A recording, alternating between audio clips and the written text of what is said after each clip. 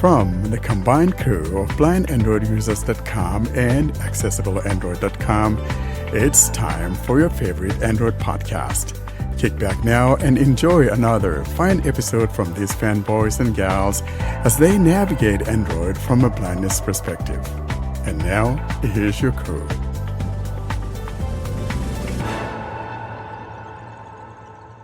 Hello, everyone, and welcome to episode 207 of the Blind Android Users Podcast. We're recording today, Saturday, the 23rd of November, 2024. I'm Warren, here stuck in a rainy Washington. I'm John Dyer in beautiful Virginia. Karin Kiwan in Lebanon. And it's Kunduz from raining Samson City. Welcome to the rainy stuff. So basically, we're kind of either dry or wet today, right? Welcome, guys, to episode 207. Coming up in this episode, we have announcements. Then we have the big one talking about Android 16 Developer Preview 1. And then we're keeping it short for you guys today. And that's all that we're doing, though. And then we'll be closing this episode with a TalkBack highlight. That's what we have on the plate for you guys. Welcome to episode 207. Karin, girl, let's start with you. I know it's kind of not rainy out there, but what else is going on there in beautiful Lebanon? Well, it's okay, I can say.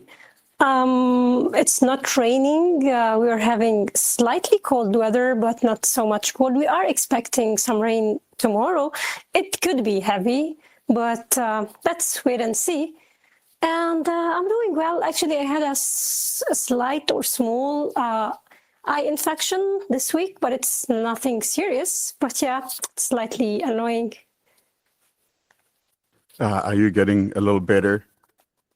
Yeah, I purchased an over-the-counter eye drop, and it's working, it seems.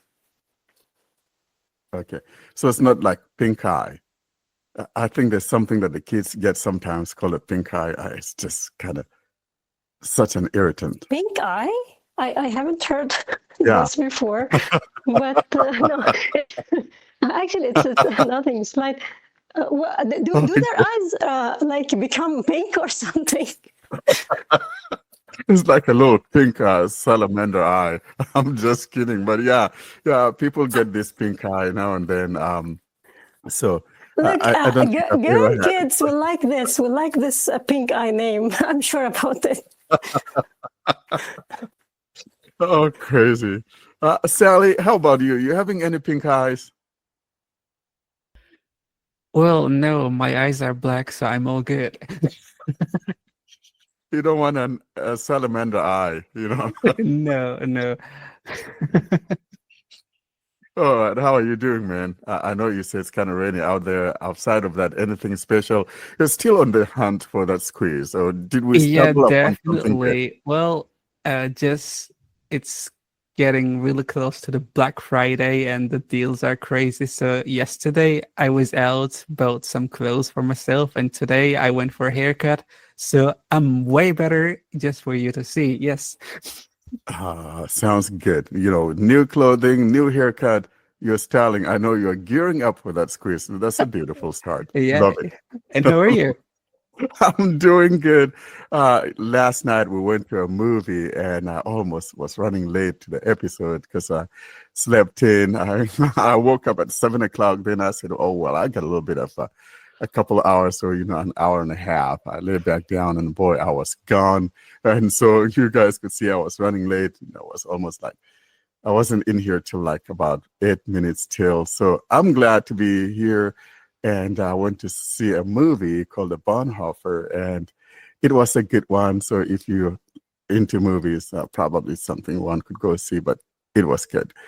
Other than that, we're doing well. It's been very rainy week. I mean, it's in the news, Washington either having being pounded by snow or bunch of rain. We're fortunate for some reason we didn't have that snow. We had a little one earlier last week when after we finished the podcast. But other than that, nothing. But it's just been rainy every single day. I mean, it's still raining as I talk, but it's just awful. Anyway, John, what you got going, my man? Are you also rainy or something good, better than rain? It's been pretty clear this week. I had a good week. I finally got around to selling my wife's old iPhone, and I had decided I was going to sell it locally on Facebook Marketplace to save myself like $50 in fees. And I'm kind of second guessing that. I had a very awkward interaction with the guy came by my house. So, but it's sold. It's gone now. Got the money. So Oh, he came to pick it up. yeah, he came to pick it up, and he was acting very sketchy. So the whole Oh. conversation on Facebook, I was like having some red flags, and I was like, maybe I should just like ghost this guy and sell it to somebody else. But he said he was gonna come get it, so I gave him my address. He came here.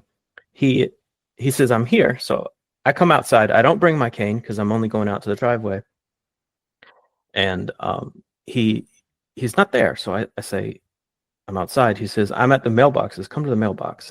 I said, so I live in a townhouse. So my mailbox is like 5 houses down. I said, no, you come back to my driveway and we'll do it here. So he drives over, and I can tell where the car is because the ground was wet, and I could hear it pull up, and he had his window down and the music playing. So I walked over to where I heard the window was, and he gets out and he's like, okay, let me see the phone. Keep in mind, he's not parked anywhere. He's in the middle of the street right now. So I said, do you have the cash? He said, yeah. I said, okay, give me the cash and I'll let you look over the phone. He's like, are you serious? I said, yeah. He said, I'm offended. And I just didn't say anything. He goes, no, seriously, I'm offended. Do I look like somebody who's going to drive off with your phone? And Well, I go, You are in you the don't look. car and you Yeah. could get it and drive off, and there's no way I'm going to catch you. So, I mean, usually when you go to buy something, at least you know where my house is. You are seeing me in front of my Mhm. house right now. I cannot take the cash and run away if you can follow me into the house. Yeah. So frankly, when I buy something, they don't send me that stuff first. I give the Yeah. cash first, right? That's how it's always been. So Yep. definitely you give me the cash and I give you the damn phone. Right? Yeah, and I first asked him I said, you could just come up to the door. He said, no, can you come out to the street? And I said, fine. So he's making me come out, and then he doesn't even park, and then he gets offended, and he said, do I look like somebody that is gonna drive off with your phone? And I said, you don't look like anything to me. I'm blind, and you're just letting yourself get offended for no reason by jumping to conclusions. And Exactly. he like got real quiet. I was like, oh, I'm so sorry, man. And then he started apologizing. Then he pulled into the driveway. Like everything was perfect from that point on. So I'm like, I should have just brought my cane out with me. Like I could have avoided. So the whole Yeah. awkward thing, if I had just taken my cane out with me and been like, you know what? I'm blind. I'm going to count your money with an app. And if you're not okay with that, we don't have to do this. So Yeah. it's sometimes it's better just to be upfront about everything before, because people will jump to conclusions. It's crazy. Yeah, so I think for me, though, you probably could have sent it through an app or whatever, like maybe either Zelle or PayPal, but cash is fine. But really, so I've never sold anything like that or purchased anything like this. So kind of gives me a different perspective now on, picking something up. I mean, if it's a business or whatever, yeah, that makes sense. But with some other individual, Yeah, I think makes me feel a little bit skittish. next too. time I'll probably just sell it on eBay and eat the $35 fees. Yeah, I totally agree. Or else, send me the money on whatever. And yet, of course, if it's a marketplace, I think one should be able to send the money there. I know Julia's sold some of our things on a neighborhood app here. Folks come to the house and pick it up. I remember this guy came and there was something that I bought something from Best Buy and I never used it. It was still in his box. And so he came and I took it out. And as I got out the door with it, he handed me the cash and I just handed it to him. I didn't even count it, Yeah. I mean, that's how you do it most of the time too. I mean, there's Yeah, people you can trust. It just he was acting weird. Like I that's probably all I would have done if he had been acting normal is just take the cash, give him the phone, and go our separate ways. But exactly. even if we used something like Zelle, he would have. I would have still had the same problem because he wouldn't have sent me the money until Yeah, no, he I let him wouldn't. look over the phone. So Yeah, yeah. that's good. Well, most especially though, if I've indicated there's nothing wrong with the phone, yeah, all of that. Mm-hmm. So, yeah, but yeah, that's the world we live in.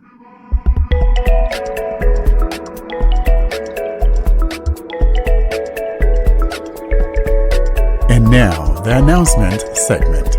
This is a segment dedicated to things we want you to be in the know. And now for this week's episode, here's your announcements.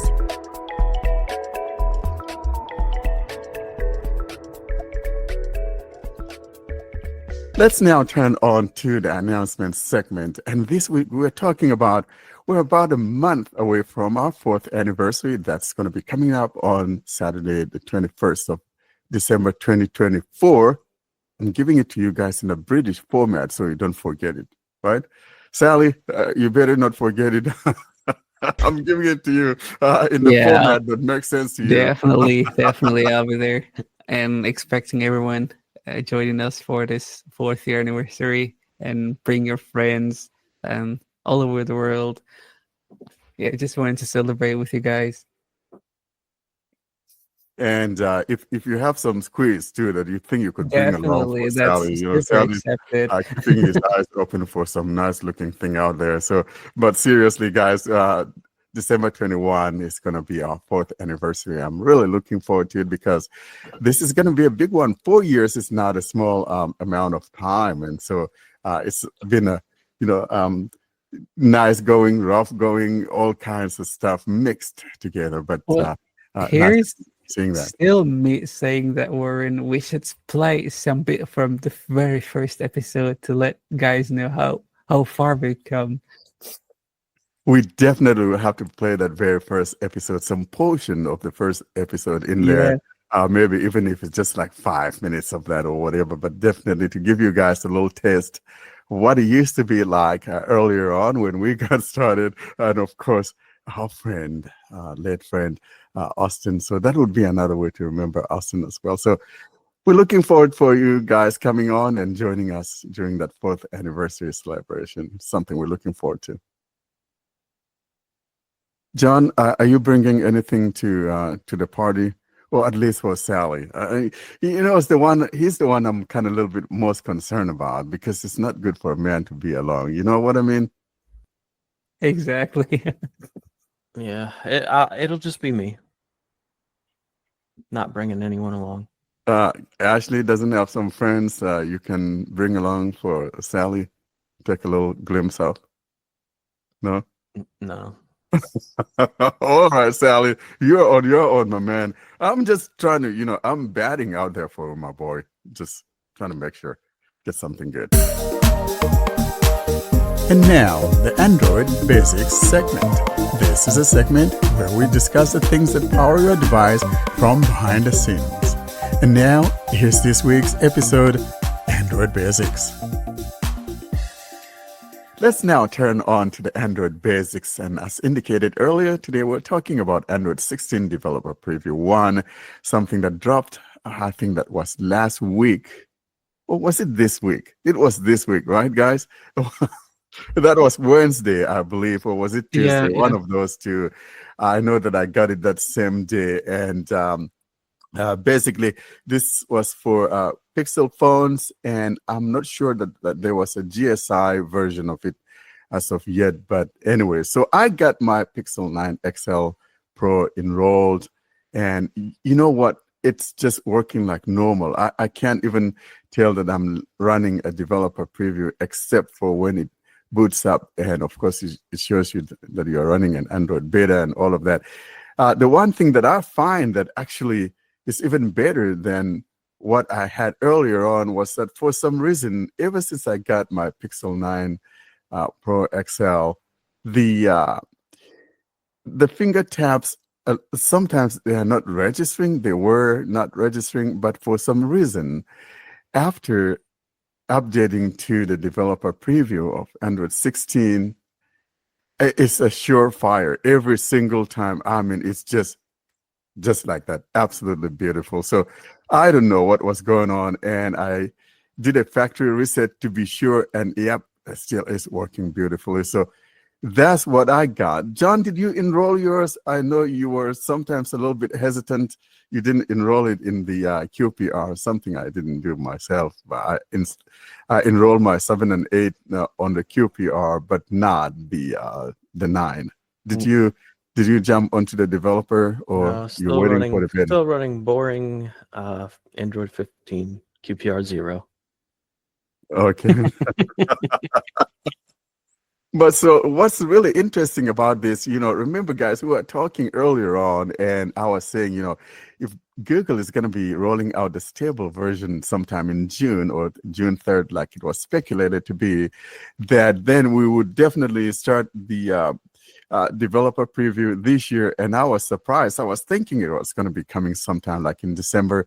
And so I was surprised when it came out this month. What are your thoughts about it? I think Google is all serious about this, and that I really like, because now what would happen is that when we get the new phones in August, it will be rocking the brand new OS, and that's how it ought to be. I agree, and I think my theory is that Google did this for that reason, because people like Warren I was upset. I was really upset. Yeah. And I said it doesn't matter. Like I said, it doesn't matter. You're gonna have whatever the newest thing is for 7 years, and you said no. I want 7 OS Exactly. updates. So you know what Google did?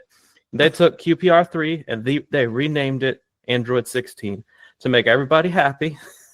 So they'll think they're up to date, and when in reality, like it's just a name.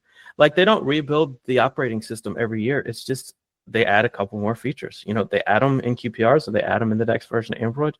It's just the time of year that makes the number change. It's not the fact that it's like really something brand new built from the ground up. So I think they did away with QPR 3 this year and just let it be Android 16, and everybody's gonna feel like they got their 7 OS updates they deserve. Not that they'll have their phone in 7 years, but they'll at least not have to worry about that. Yeah, because I think the whole thing, though, for me is you get this brand new phone, because the tradition has always been that you get a brand new phone and it has new OS on it. And then this year, they just threw it up to the birds. And it was just so annoying. I'm running around with this thing running Android 14. Doggone it, man. Don't do that. But yeah, so let's talk about some of the things, though, that came with this one. And like you said, some of the stuff we saw in the QPR that is not going to be coming till March. So you see what's going on here. But I think probably one of the highlights of this one is the notification cooldown. If you're one of those that happen to be giving permissions to a lot of things for notifications, you guys know I don't do notifications at all. The only thing that I have is my messaging and Telegram. Those are probably the only two in my home app. So like when someone comes to the door, I know who's there at the door and all of that. But other than that, frankly, I don't hardly have anything running, when it comes to notifications. So the whole idea is a 2-minute cooldown. Maybe you have an app that is continuously sending you notifications. You'll still get those notifications, but you're not going to be hearing the ping, ping, ping. I mean, it's not going to be like putting them in a in a silent mode either. I mean, like in a silent category either. But the whole idea is that we want to give you that cooldown, so you're not bombarded by notifications and things like that. What do you guys think about that? I know for me, it really doesn't mean anything to me, because I don't do notifications like I indicated. Can you enable it like for apps, or it should be for the whole system? I mean, is it per app basis, or what's the thing? So the whole idea is that, let's say if you have an active app that is very active and you're receiving so many notifications within a short time, or maybe you turn on your phone, maybe you haven't turned it on for a while, and you know how it is that when you turn it on, and if you've missed several notifications, let's say like me, like maybe I'll go and grab my Pixel 7 or Pixel 8 or 6 or whatever, and you turn it on and you're hearing all these notifications coming in, ping, ping, ping, ping, ping, because you haven't, turned it on for a while. So if there are several notifications coming from one of those apps, you're going to hear that it's going to cool it down, so you're not going to be hearing those pings. So I think I like the But she's idea. asking if you can choose, like, does it decide what apps are sending too many notifications, or can you choose, like, I do want to get all my notifications from X app, but all the other apps you can, manage however you want. Like, do you know if there's that kind of control of it, or is it just an on and off thing, or is it just on and you can't turn it off? I don't, like I said, though, I don't do notifications, so I didn't dig into that to see if there was any settings to say, hey, I want these notifications, come on, I don't want to cool down for this notification. I want it to, keep pinging. But the whole idea is, to reduce all that noise, is the noise control. If it was me, I would have named it noise control, notification noise control, or cool down, whatever the case may be. Because I tell you, it can be very annoying. And probably that's what led me to turning off notifications in its entirety, because I just don't like that wholesome idea of, just so much random noise going on. I'm not a noisy kind of person. I don't know what the whole thing is. Yeah, but sometimes you need to hear the tone because, for example, here at the local news or the news app that I use, actually sometimes there are like events happening quickly, and I have to check the developments and stuff. So it sends notifications after each other. Okay, and maybe in 2 minutes I'll get more than 3 or 4 or whatever. So the point is, I want to keep knowing. I want to know when. It is like sending me notifications. I don't want to keep checking. I want to hear the tone. So if that thing is not optional, which is something that I doubt, I think it will be optional, but I'm not sure about, is if it's going to be like for each app individually, like if you are able to have it in the notifications of each app, the settings of the notifications, or if it's only an on-off toggle for everything. So this is what I'm not sure about. But other than that, if it's optional or not, I think it should be optional. I assume that because it doesn't make sense if it's not optional. No, I'm almost positive there's going to be a settings on there per app that one could choose. I want this one to keep pinging me or not, because as you indicated, you may want to hear that. But the whole idea is that, let's say maybe you're in a WhatsApp group, for example, and, constantly maybe it's an active group. I belong to one group. I don't have any notifications turned on for it. And all of that is muted and all of that. But I believe this would definitely be something that one customizes as to how often. But I can see the usage of all of both sides. My assumption is that it's going to be a way to control it per app from the OS level. Because, for example, in Gmail, you have the option in Gmail in the settings to say, alert me every time I get an email, or just alert me once, and then I'll know I have new emails, and don't alert me after that. That's something you can change if the app lets you, but this sounds like something that's going to allow you to turn on similar functionality, even if it's not built into the app to let you do that type of thing. Which, if that's how it's going to work, then I'm all for it. Yeah, I think that's how it should work. And so another thing, though, that I noticed when I did, after I installed and all of that, and I chose to have it bring my apps and all of that. But then what happened was that when it came up, it was doing the restoration, and usually it should show your home screen customization, and mine didn't. It just have, like, you know how it is that you see those three, a few apps at the bottom, like Play Store, Google folder, and all of that. And then, but I didn't see my folders, because what I like doing with my phones is that I have a customization. I have maybe like several folders that I categorize things into. I have messaging, Bible, audio, uh, navigation, money, and things like that. Now, so when it came up, I wasn't seeing those, and I was a little bit upset. I'm like, what's going on? This is really odd.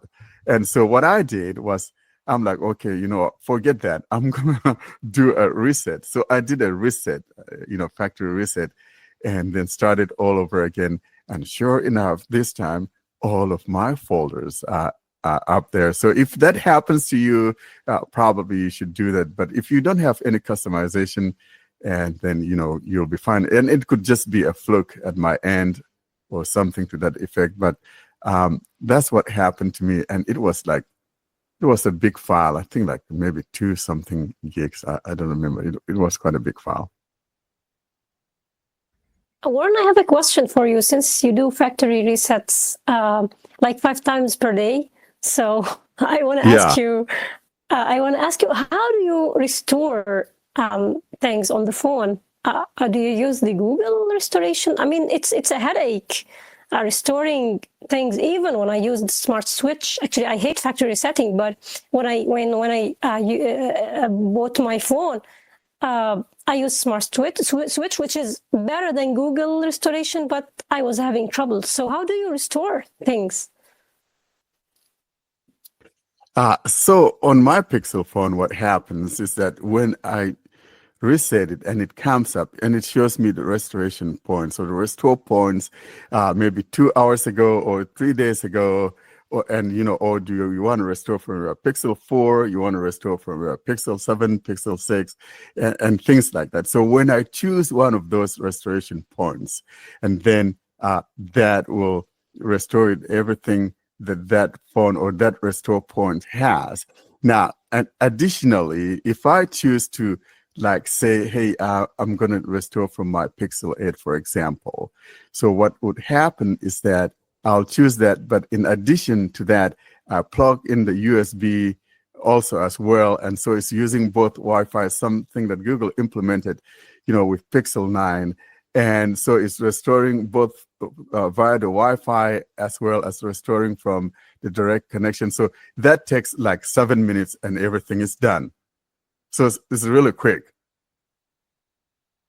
But you are resetting you are resetting your the same phone. I mean, you are resetting the same phone. So do you restore from another phone?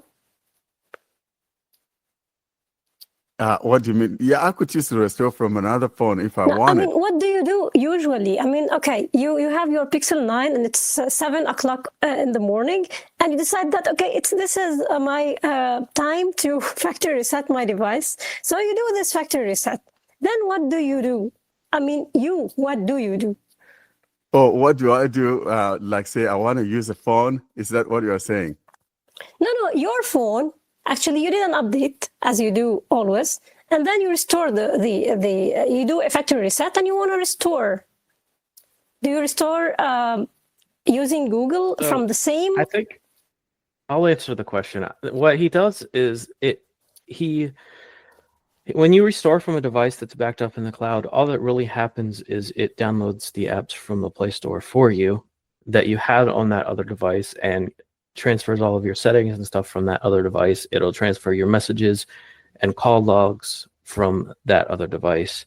But as far as like pictures and videos and files that you had saved on that phone, it's not going to download them. No, those ones will be going to China if you don't back them up. Yeah, but they're usually saved. They're usually saved somewhere. Either you've saved them in Google Drive or Google Photos or something.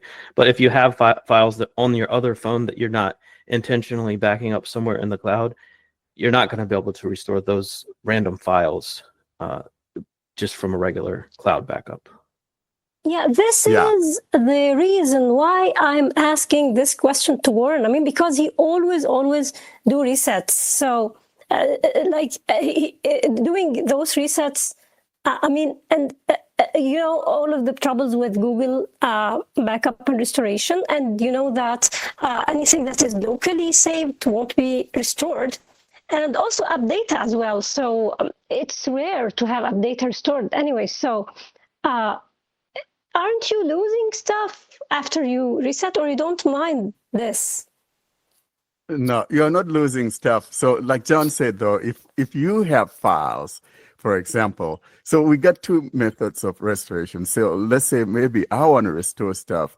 I don't want to restore what I had on the Pixel 9, for example, but I wanted to restore, because I have the same setup on my Pixel 8 Pro. And if I want that, and if I hook it up, all the files that I save on the Pixel 8 also will come to my Pixel 9. So like maybe I have the books folder, for example, and all of that, and I have books on there, or maybe I have music on there. They will come to my Pixel 9 as well, as long as I hook it up to that Pixel 8 Pro via USB cable, but it'll be restoring it both via that USB portal as well as via the Wi-Fi. Now, if I do not choose to bring it from my Pixel 8 and hooking it up with a USB cord, then those files are not going to be there. But if I have the need to only just do a Wi-Fi thing and not use the USB, and I want to restore from my Pixel 9 from 5 a.m. this morning, and I don't want to, get anything from my Pixel 8, and I have files on there that I need, then I will back those files up to either my computer or back them up to the cloud. And so that when I do this restoration, then I'll just, grab that folder from wherever I backed it up and dump it onto my Pixel 9 after I'm done with the restoration. But so, yeah, that's what happens. And I am a firm believer, every time I get a new OS or major update, I want a clean start, because look at what happened when I restored or when I updated. My folders or home customization wasn't there. And I had to do a second restoration. I don't know why it didn't do it, just by simply updating it. It didn't do it. And it's possibly just a bug with the developer preview. I'm sure they'll get it ironed out. But this is actually a good segue, because, as Kareen is pointing out, it's a pain in the butt. Having to set up most of your apps from scratch all over again.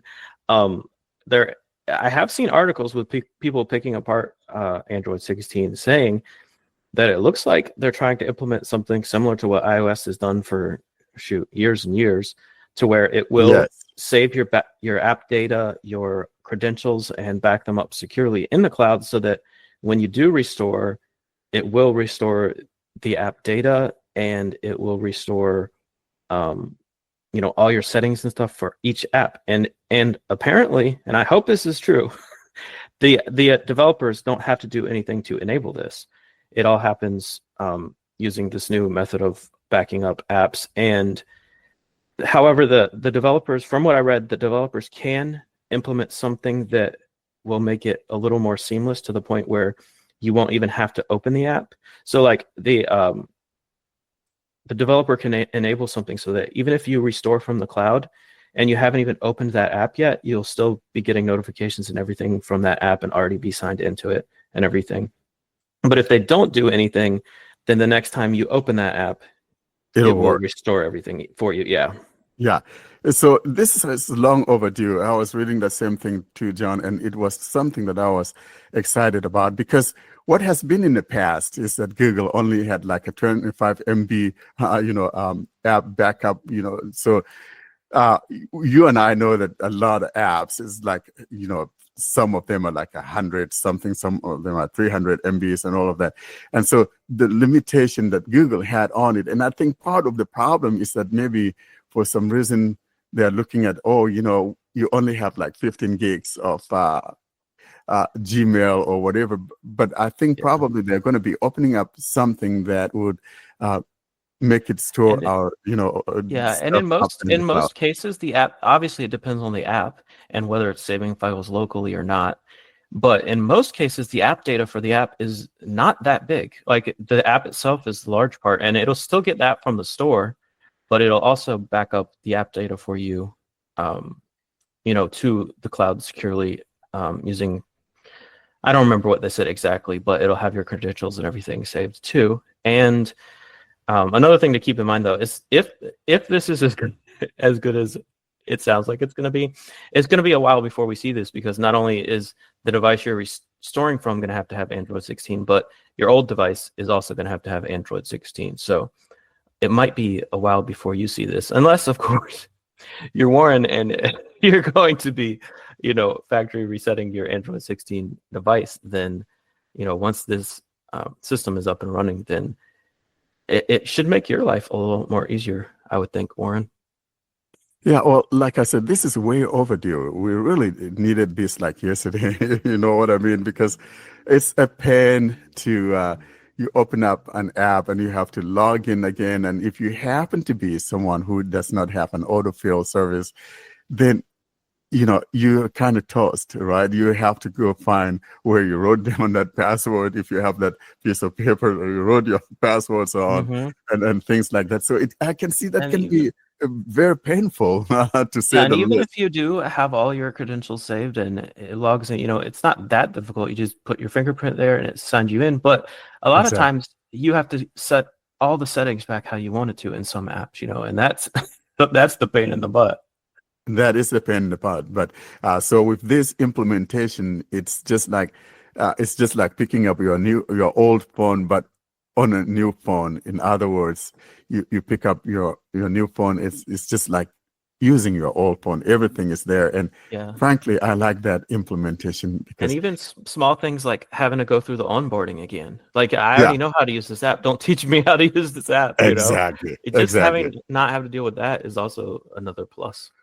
That's the thing that our Fruitvale friends have been enjoying for a while. Well, this would be great, really, because actually, now you mentioned iPhones. I should say that on iOS, the restoration is seamless. I know the iCloud thing is about 4 gigs, which will be actually filled out in no time. And people sometimes just need to subscribe to the more storage plan. But I mean, it's very seamless. It's very convenient. It's something really great. We don't have this on Android, even when we do the restoration using a cable from phone to phone. Actually, we still face issues. Like when I did the restoration using Smart Switch, I had to uninstall applications and then reinstall them for them to work. I had some troubles with some apps, and like Acapella, for example, couldn't see my voices. I had to reinstall the voices. I think also Vocalizer as well.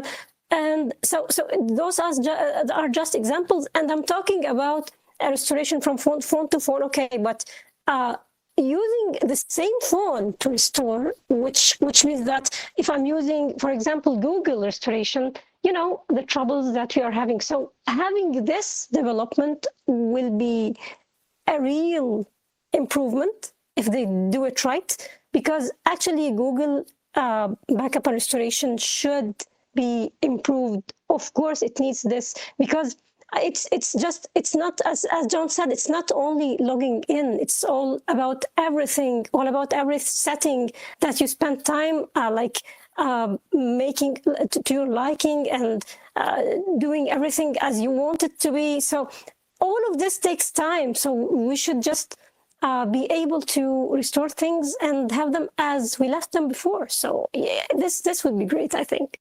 It will be great. And like, we said, that's a nice example there, Karen, because frankly, it just doesn't make sense at all. And I don't know why we haven't done this, all these years.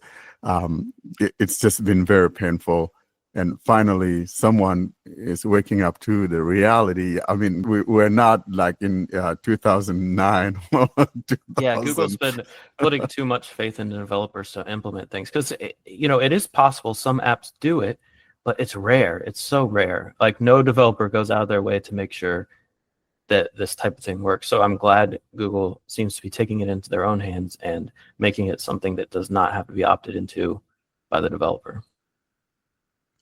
Yeah, and talking about acapella, Karen, like you mentioned, vocalize and acapella, I hope that also would work, because like it's a pain to be able to go back and download those voices. I like the way acapella handles it. Vocalizer, on the other hand, however, I don't like how they go about doing their voices, because with acapella you can have it download all the voices that you have purchased when you're launching the app. With vocalizer, however, you have to download them one by one, and it can be a pain if you have a bunch of voices. So vocalizer, if you're hearing us, change also the way in which you make people download their purchased voices. Let us just get them at once. It knows that I have 5 voices or whatever X amount of voices that I have. I don't want to go in there and downloading them one by one. That's just kind of silly. Yeah, indeed. But talking about a cappella, actually, the thing is that they are so much trying to fight cracks and stuff. So I think this is just one of their ways to prevent cracking. So because when you launch the app, it will see that really that's really the point. They are very aggressive in this, and they are very aggressive. I mean, they have the right to do so. Yeah, but when you launch the app and it sees that, okay, the folder is there and the voices are there, it will just not let you use them until you uninstall and reinstall. And I think it makes sense. Yeah, but what I like about them though is that it will say, hey, you want to download all your voices. That's what I want to see Vocalizer do. So I launched the app, and it asks, do you want to download your stuff? Yes. And you want to download all of your voices. So I really like that. Yeah, I know they're trying to fight whatever and all of that. And, kudos to those guys, because people are constantly trying to crack things, right? We all know that. So acapella is working hard.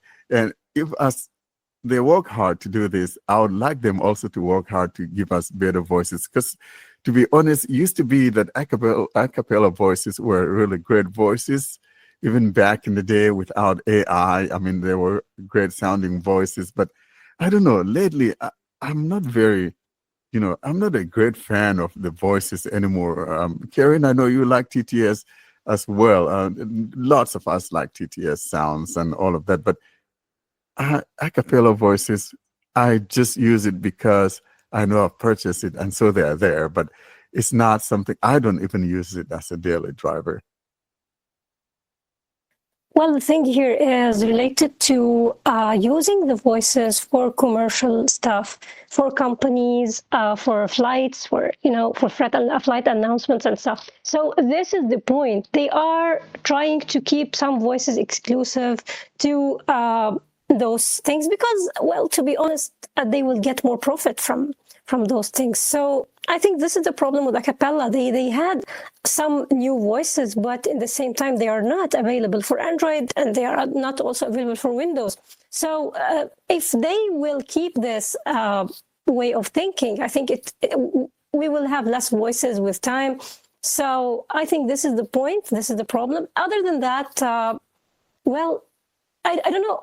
Like if they have an incentive to try to make better voices for Android and Windows, knowing all of the troubles, are you going to be able to publish to sell the voices? Will people purchase them and all of those things? So I think this is the main problem for now.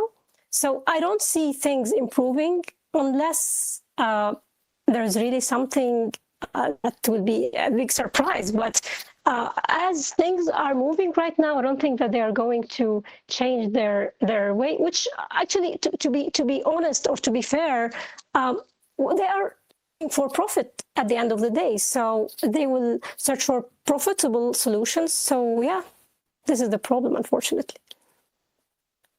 Yeah, definitely. Everyone's looking for that profit and maximizing that profit. That totally makes sense.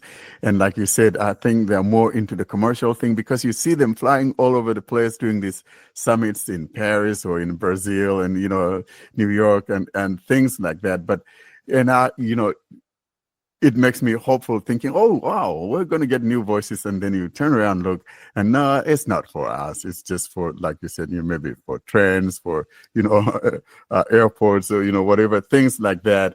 And it's just, I wish that at least they throw a little doggy bone to, bone to the dogs for a change. I mean, even if it's just one voice that is nice voice, for example.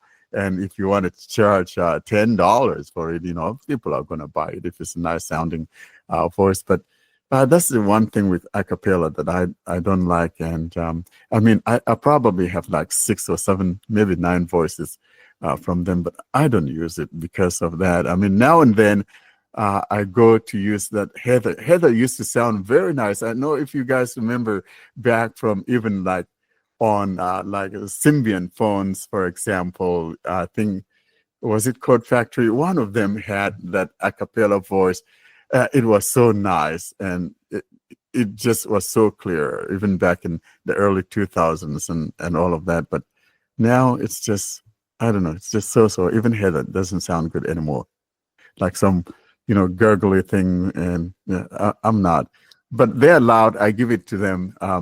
Their voices sound loud and louder than most out there. But give me that quality back. And they are responsive, to be honest. They are responsive. They are considered from the responsive voices out there, and they are stable. If I compare a cappella to vocalizer, I'll say it confidently that they are more responsive. They are more stable. It's rare to have a crash with a cappella. However, with vocalizer, it's so much it's really something that will happen to you. Like if you keep using vocalizer voices for 3 days, it's likely that you will have a crash after that, if not before the 3 days, actually. Yeah, stability and responsiveness, I think, are the main important aspects that we look or that we appreciate a cappella for these 2 things, actually. Yeah, that's true.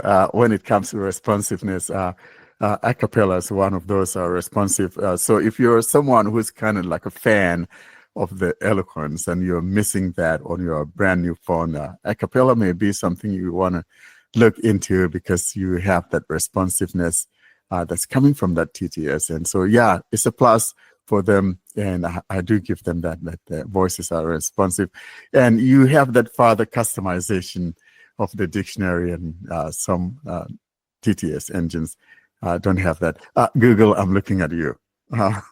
So that's the one thing to look out for. If you want further customization, that's another thing to look for. Yeah, but outside of that, so, on the Android 15 developer, 16 developer one, though, some of the things, like John said earlier on, are there, like from the QPR 2 beta 1 that we talked about, like the DND do not disturb mode now, it's now been changed, and then there's another one that I'm not remembering, but there are a few changes like that, and some of the things are not active yet. So we'll see the next developer preview 2 like in December, and then in January we'll have that public beta. So if you're waiting, you don't want to be part of the developer thing, and you don't want to jump until it comes to a beta, then that will happen in January of next year. But I am surprised to see it working very smooth on my phone, and it's my main driving phone. I know if you, the advice is don't do that. If you, you don't have other devices, something happens, you don't want to be locked out. And so, but so far for me, I haven't seen any app that is not working. So I'm happy. Sometimes you find this thing working well on a developer preview, and then you get to the beta and something stupid happens. I remember that happening last year, I remember Austin and I were talking about that the developer was actually even better than one of the betas. And I don't remember which beta was that for Android 15. I think maybe it was beta 4, or was it beta 3? There was something that was broken, but it was working well in the developer preview. So that's one of the things to keep an eye on when you jump onto things of this nature. And the funny thing is that if you're right, which I expect you are right, I also expect to see the public beta in January. We'll be seeing the public beta of Android 16 from Google before we even see Android 15 on any Samsung device. So we're still waiting for the beta to drop on Samsung devices, and they won't have it out publicly till probably at least February. I don't know what happened this year, though. That's kind of really odd, wouldn't you say so? It has never happened. I mean, at least in the most recent years, Samsung has been stepping up to the plate, and I don't know, something awful happened. Something must have gone on awfully wrong this year. You know what I mean? It's just not right. It's not. I mean, Samsung has been doing better over the last few years. I don't know. Something odd happened. Well, I was reading that they are trying to make it the most stable version first. This is the first thing. And then they are changing the animations, a lot of animations, and a lot of things related to the how animations work. And they are, I think, making some like big changes to this. So, and until now, someone was saying that the beta is buggy. So even the beta that is going to be released, I think next week, it will be buggy. So, and the animations will have bugs and stuff. So I think they are still facing issues because of this, but they are promising that they are going to have a good experience. So let's wait and see, and let's hope that this big delay will result in like a really stable experience. So let's hope so. And I'm thinking, though, that I think with this change from Google, something is telling me that, probably when Samsung does its August stuff, probably they'll be coming out on Android 16. Wouldn't you guys think so? I would like to believe so. Maybe I'm just dreaming. If this year hadn't happened, I would have thought so. But now I'm like, no, probably not. Yeah, but I mean, between now and then, though, probably. But I'm hoping that's probably what is going to happen, though. The good thing is, like Karine mentioned, it doesn't really matter. As long as you make sure it's stable before you release it. That's the important thing.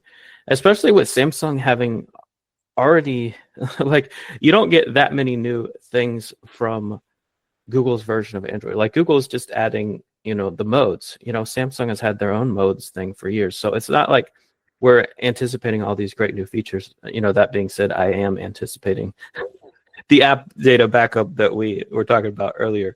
But a lot of stuff, it's more important to just, I mean, they have been great with security updates, for the devices they've promised. They come, for me at least, they come pretty quickly every month. And I think that's the important thing, and make sure the next version is ready before you release it.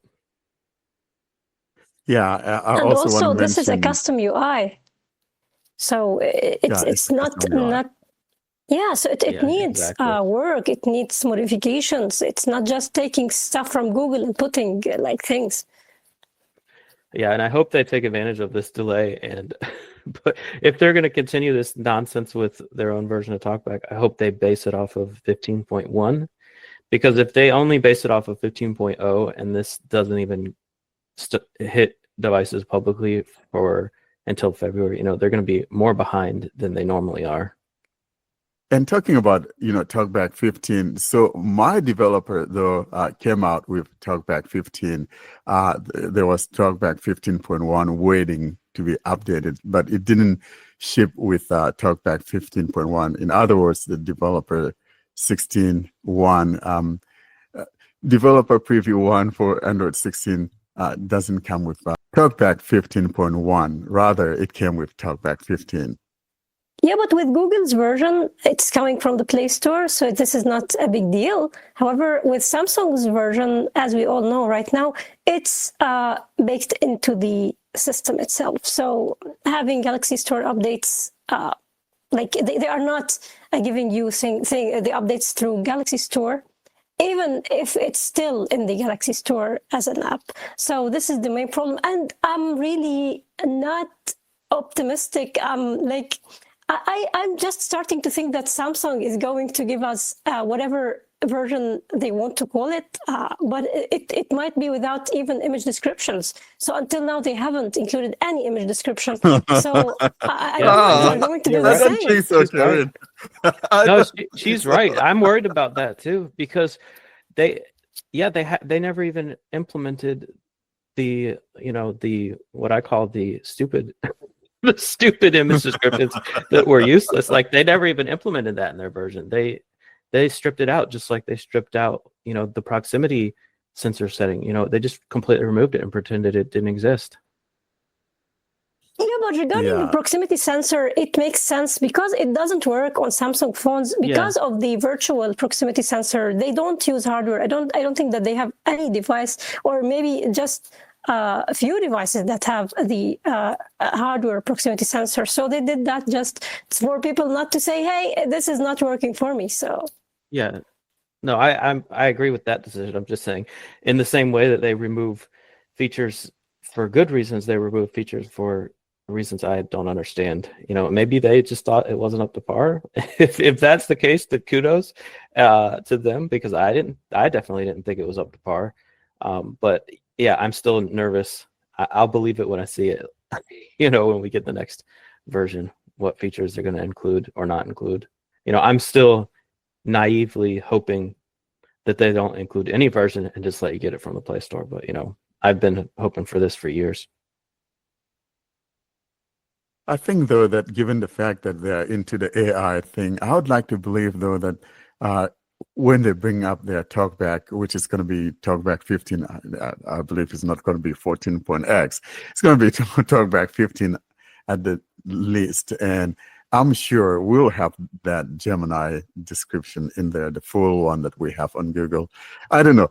I'm just kind of naively believing that that's going to be what it would be. I don't know why I feel that way, but I'm almost positive it's going to be there. If I had to bet on it, I would bet that it's going to be in there, but I would not be surprised if it wasn't. Let's just put it that way.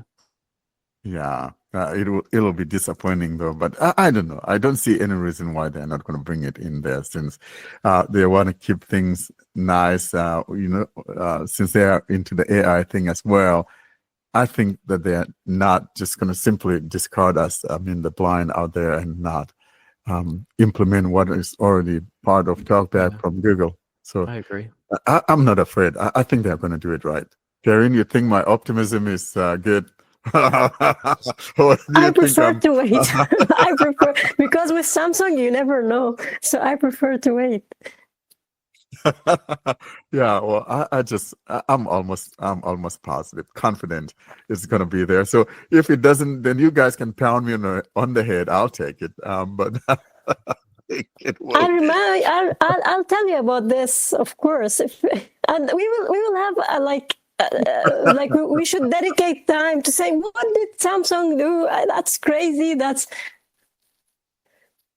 Oh my gosh, yeah. So when it does happen, then we'll talk about it, and we'll remember this episode 207.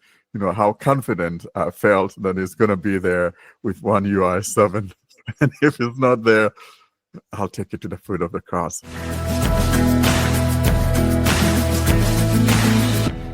And now, for the faithfuls, this is a native Android screen reader segment, simply referred to as TalkBack Highlights. This is where some new feature or new happening with TalkBack is featured. And now, here's your newest TalkBack highlight.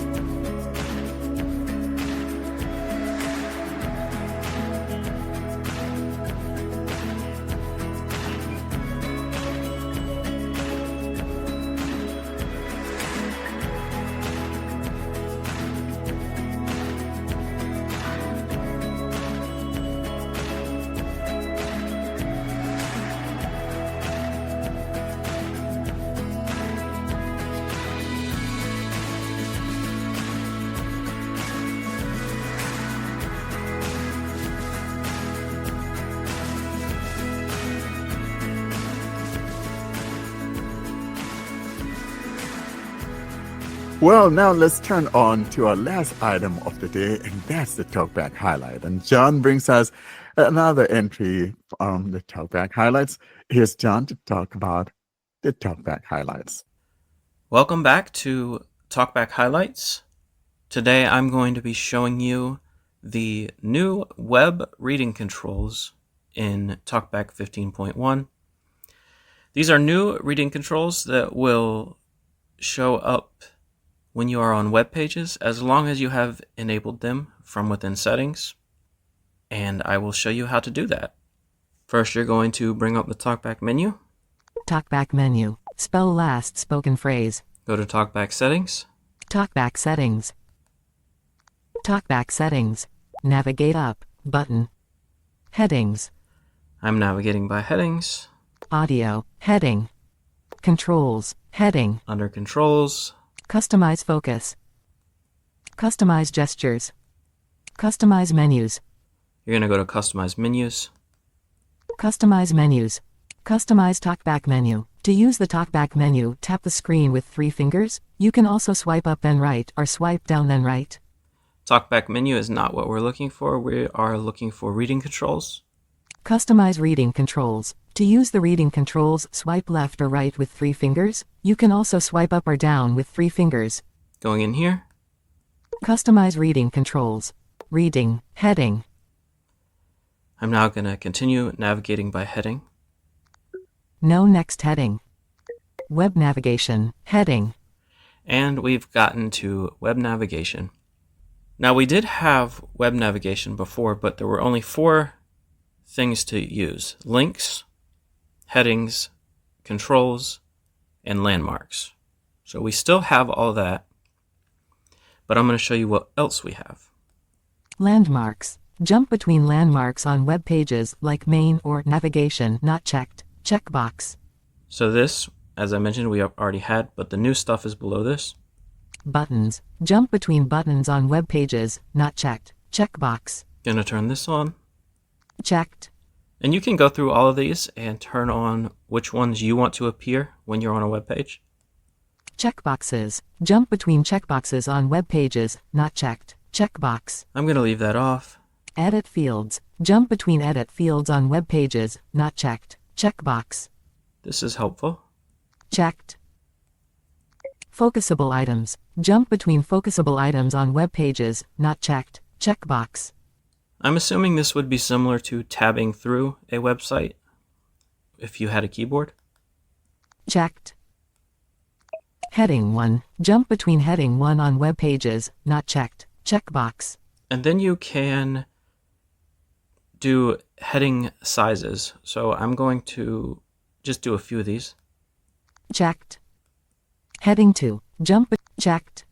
Heading 3. Jump between head. Checked. And I think we have 6, but I'm going to skip through the last ones. Heading 4. Jump between head. Heading 5. Jump between head. Heading 6. Jump between heading. Images and videos. Jump between images and videos on web pages not checked. Checkbox. Here's another option. Checked. Lists. Jump between lists on web pages not checked. Checkbox. List items. Jump between list items on web pages not checked. Checkbox. Tables. Jump between tables on web pages not checked. Checkbox. Combo boxes. Jump between combo boxes like drop-down menus on web pages not checked. Checkbox. I'll turn this on. Checked. Visited links. Jump between links you've previously opened on web pages not checked. Checkbox. So as you can see, there is a lot of new things here. Now, most of this you were able to do previously if you had a keyboard, but if you didn't have a keyboard, you didn't have access to this type of navigation. So it's nice to see all of this added, and these are just specifically for when you are on a web page or within a web view. These will not show up in your reading controls if you're just in a regular app. So you don't have to worry about them getting in the way when you're trying to go through your reading controls. I'm going to go to a web page now. I have an Amazon listing opened. One UI. Chrome. Amazon.com, Google Pixel 9 Pro XL, unlocked Android smartphone with Gemini triple rear camera system, 24-hour battery, and 6.8 Super Actua display, Obsidian 128GB, cell phones and accessories. Web view. Open the home page. Button. Now I'm going to change through my reading controls. Links. Buttons. We have buttons. Let's see what buttons are on this page. Heart to save an item to your default list. Button. Add to cart. Button. Add to shopping cart. Buy now. Button. Buy now. So those are a few buttons. Let's see what else we have. Edit fields. Now this will probably be a search box. I'm going to swipe up to see if it'll take me to the search box. Pixel 9 Pro XL. Edit box. Search Amazon. Search Amazon. So that's where I had done my search. I'm going to see if there are any more edit boxes. Search text field. Customer question. Search in reviews Q&A. Search in reviews Q&A. So here is where you would search through the reviews. Changing reading controls again. Focusable items.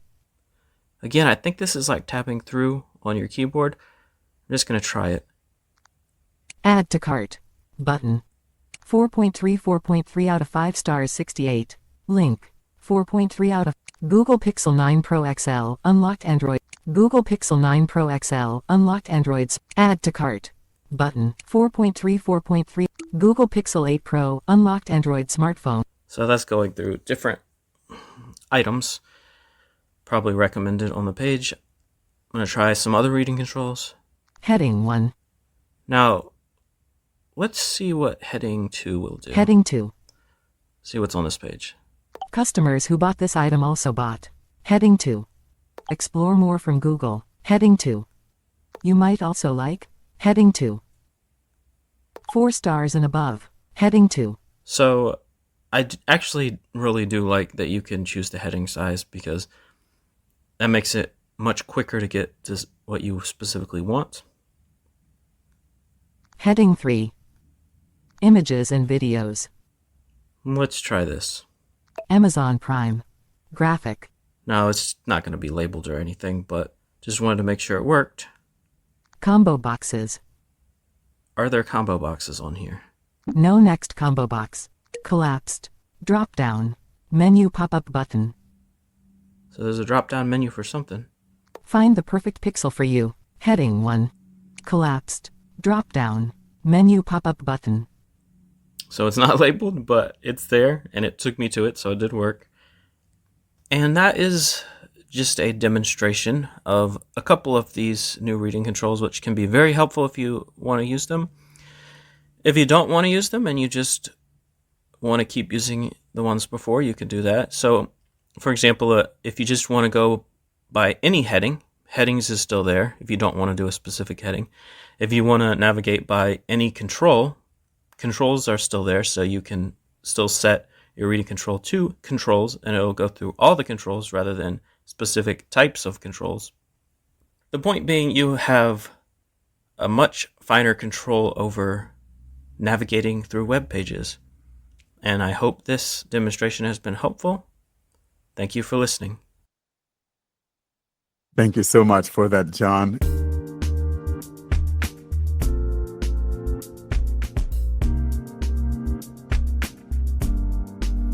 All good things must end. Thus, it's curtain drawing time, bringing us to the close of this week's episode. Coming up, though, we give you information on how to get hold of us.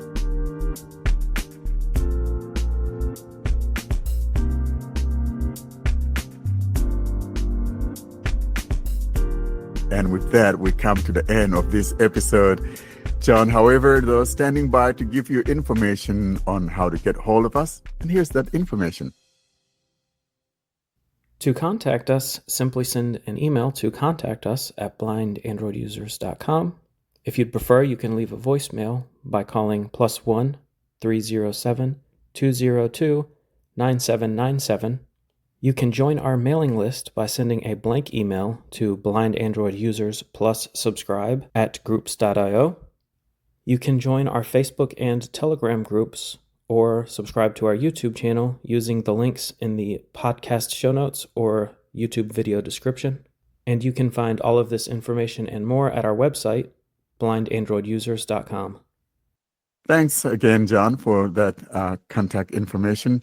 Guys, we appreciate you guys listening to us. And with that, though, I want to say goodbye until next week. Have a great week, and thank you for listening. Thanks for listening. Goodbye. Goodbye, everyone. Thanks for listening to us.